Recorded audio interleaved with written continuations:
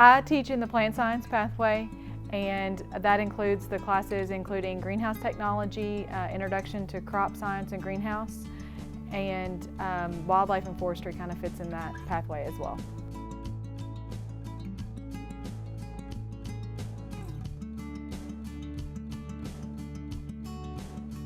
I like being able to provide students with the hands-on opportunities of going to the greenhouse and planting in the greenhouse, and then teaching them about running the business, which is the greenhouse, during the spring season when we have our spring bedding sales.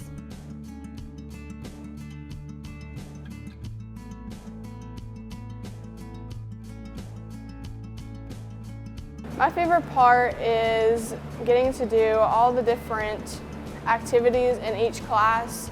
So for greenhouse, we get to come in the greenhouse and work with different plants.